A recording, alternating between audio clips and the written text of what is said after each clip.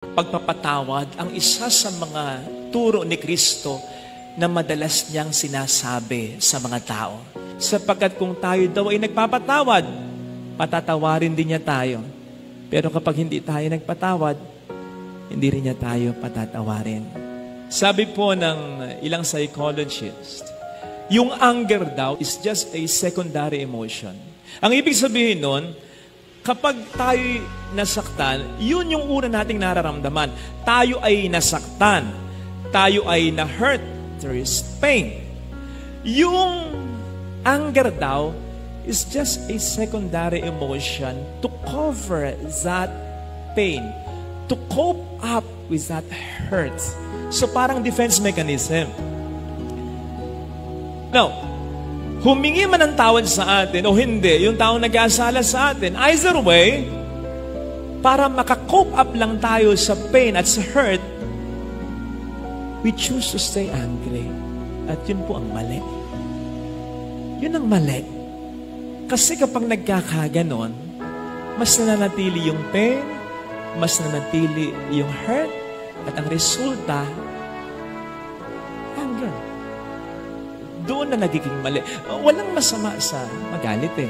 Pero yung alagaan mo, susugan mo, panatilihin mo, doon na nagkakasala ang tao.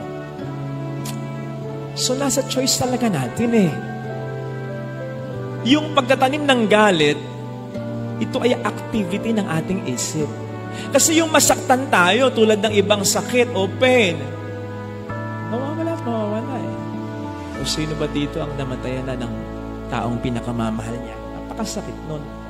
Pero nawawala din naman at nababawasan paglipas ng panahon. So ganun din yung pain ng ginawa sa ating kasalanan.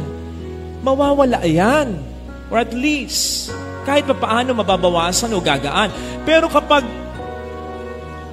we willingly choose na panatilihin at alagaan pa yung pain na yan, again, magre-result to full-blown anger yan.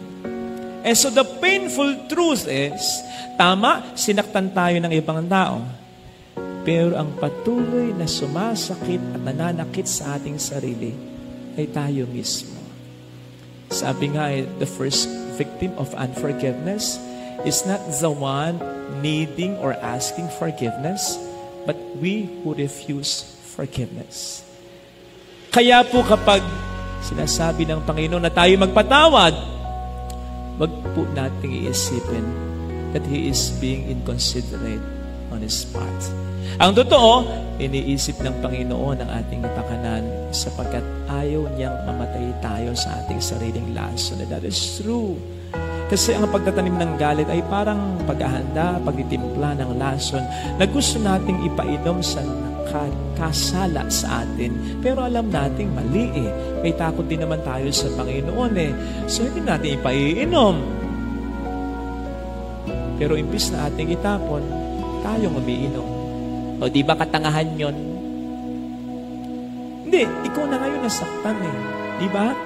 Ikaw pa ba ang pipili araw-araw na patuloy kang masaktan? Sabihin mo sa sarili mo, huwag kang tanga. Magpatawad ka. Yung pagtatanim ng galit ay activity ng isip. Yung pag-aalis ng galit, activity rin niya ng isip. So kung nararamdaman mong hindi ka pa handa, basta willingly choose to forgive. Hanggang sa makapagpatawad ka na ng lubusan. Alisin mo yung galit at wag na wag kang gagandi. Yun ang wag na wag mong gagawin. Sapagkat walang maidadagdag sa iyo, may maibabawas pa ng malaki. Kaya nga diba, madalas ang sinasabi natin sa mga nagawa ng kasalanan na may katuwiran, do not stoop down to their level. Huwag kang bababa sa level nila. Kasi yung nakagawa sa iyo ng kasalanan, ng mali, yun talaga ang bumababa ang level.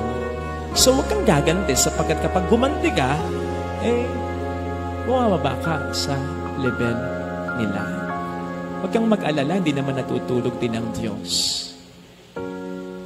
Siya ang gaganti para sa iyo kung kinakailangan gumanti. Yun naman din ang kanyang sinabi.